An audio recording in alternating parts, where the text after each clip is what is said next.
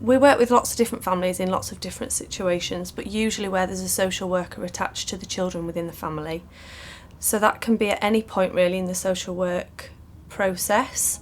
It can be everything from the assessment, child in need, which is a very low level intervention, and everything through to children on the edge of care, so possibly being removed from parents. We often find relationships with social workers and families improve, massively, and this is from what families often tell us, improve after family group conferences, because there's a dialogue, there's an understanding, not just the family understanding what social care's concerns might be, but also social workers understanding a little bit more about family dynamics and, most importantly, family strengths. As restorative practitioners, it's our duty to highly support and highly challenge everybody that we come into contact with through the FGC process. That's family members and its professionals as well. I think the preparation for those family meetings is a fundamental part of the restorative process that we use for family group conferences.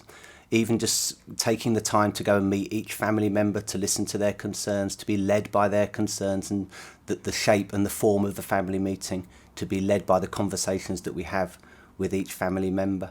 Reflection, getting people's views, checking out their understanding of the situation, really making sure that everybody knows exactly what is going to happen on the day and that there's going to be no surprises for anyone. And we do that for professionals as well as family members. Obviously, it's very important that we get the view and the perspective of the child in the family group conference, and that is a priority. So we will take a lot of time, and as long as time as it takes, to meet with the children and get their views on their situation. The idea of that is that it creates accountability for everybody, for family and for professionals. It is an inclusive process and makes sure that not one person's view is more important than another. It creates open and honesty, which is crucial to making things safe for children.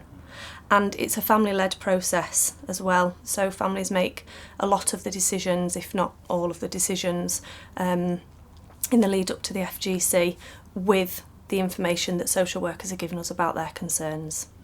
At a family group conference, we try very hard to make sure that the setting for the conference and the preparation we make on the day makes the family feel as at ease and as comfortable as possible. So that would include talking to the family about what food they might like, that their children might like, that sometimes there's things on the wall, maybe some pictures that the kids have drawn. We don't use tables in family group conferencing. There is a circle of chairs. There'll be a whiteboard with a welcome sign to whoever the child's family group conference it is. Once everybody's comfortable and got everything they need, we'll start the meeting, which is quite a laid-back meeting, but it also has a very clear structure to it. There are 3 parts to a family group conference. There's information sharing at the beginning, which is an opportunity for family to make sure they know each other and introductions are made, that they understand why they're there. There's a brief conversation about the situation and social care. Social workers got a chance to talk about how things look from their perspective, any positives, but also any concerns that they've got.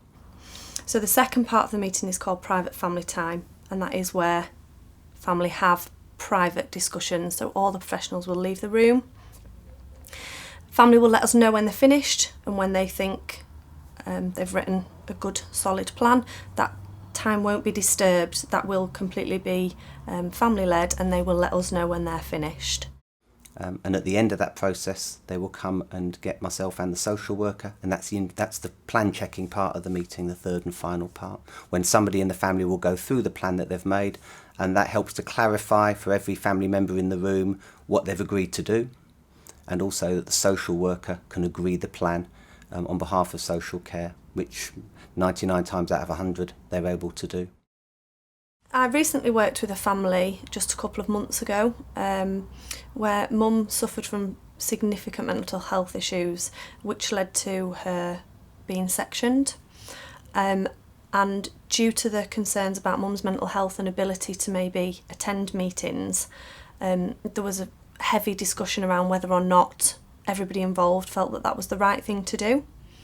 But after talking to family and listening to family and talking to mum about what she wanted, it was decided that we would have the meeting when mum could attend. And mum felt that she was really listened to, people were taking her concerns seriously, and that just because she had a mental health issue didn't mean that her opinions weren't valid. So Mum felt really safe in the meeting. She talked about how that was the perfect environment really for her to be able to share with her family how she felt, and I think it just highlighted that the FGC process really supported a highly vulnerable person where other systems maybe don't. I mean, across the city, the statistics show that the number of children who are looked after or in looked after placements have gone down. The amount of children who, linked to that, the amount of children who are being looked after by wider family and kinship arrangements, that's increased.